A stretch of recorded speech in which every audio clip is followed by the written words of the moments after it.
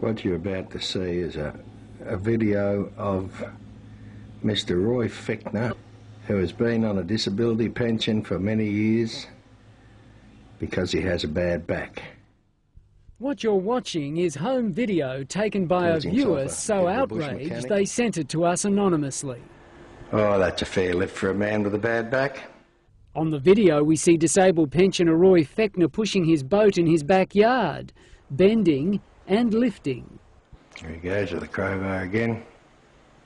This man would have to rate in the top 10 of welfare malingerers in Queensland. So you're not a malingerer? No, I'm not. Not a cheat? No, I'm not a cheat. I'm not collecting money from anyone. I only collect the dole or the pension, and that's it. In fact, it's estimated in the last 20 years Mr. Fechner has collected about $200,000 from Centrelink. Well, why should the taxpayer be forking out for you if you're not really disabled? I can't afford to pay anybody else to do anything for me. I've got to do things myself at home. Mr. Fechner, leaving for work on Monday morning at 6:20. Remarkably, this invalid pensioner also works. In 4 of the 5 days we followed him, he came to this workshop early in the morning and, as you can see, loaded up a truck, each item seemingly heavier than the last.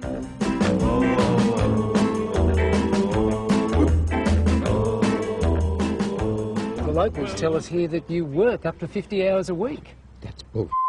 Well, we have pictures of you working, Mr. Fechner. Look, I go and see a friend, I may help him out a little bit, but I've never been paid for anything. Based on what I've seen, there are big question marks here that we have to investigate. We showed our hidden camera footage to Hank Jongen from Centrelink.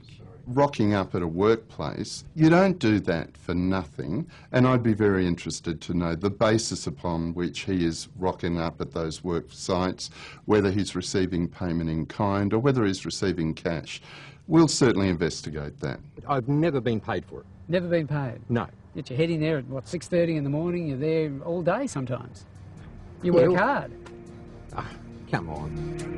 Here we see Mr. Fechner on a job site climbing a ladder and helping install a roller door. Not bad for someone who requires medication for back pain.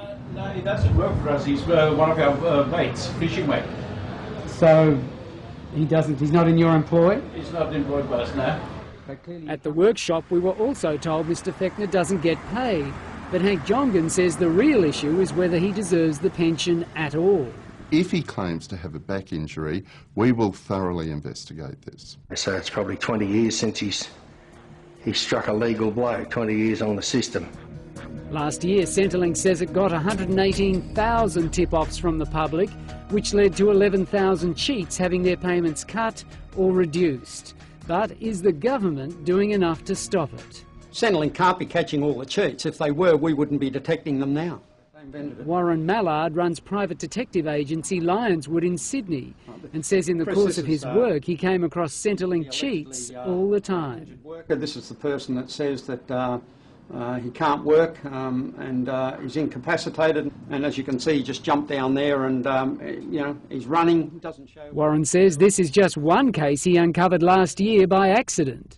I think there's a lot more than what Centrelink believes, because Centrelink has some wonderful cross-matching databases, but that's there for the dumb ones. That's there for those that leave an audit trail. What about the ones that work for cash in hand, work under somebody else's name? How do they catch them? Over the past 12 months, we've increased the resources in this area of detecting fraud and picking up on people that are not declaring earnings or income to Centrelink. Is it getting tougher to catch the crooks? I think it's truer to say it's tougher for the crooks to get away with it.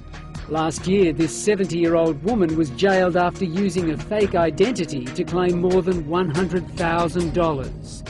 And this 43-year-old mother was also jailed after she tried to double parenting payments with a false identity.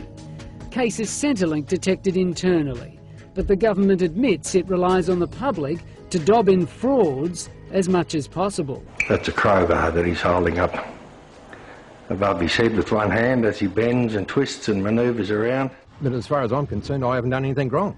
But how can we possibly believe you when we have video footage there of you bending over, shifting trailers, lifting crowbars above your head? Well, somebody's got to lift a crowbar at home.